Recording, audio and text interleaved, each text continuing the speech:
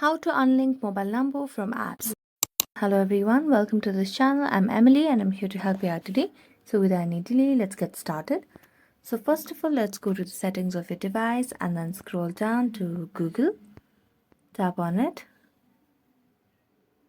Then you'll be able to see your Gmail account over here. So just tap on manage your Google account.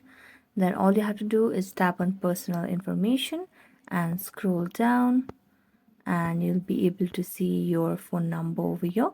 So just tap on your phone number and then tap on your phone number again, and here you'll be able to edit or remove or delete your phone number. So just tap on delete.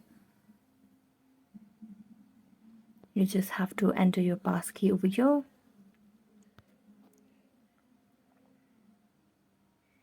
After doing that, you just have to wait and just tap on delete, and you have to remove the number, and you'll be able to unlink your mobile number from the apps. So thank you for watching this video. If you enjoyed watching it, don't forget to like, subscribe and hit the bell notification for more updates. That's it for today. See you next time.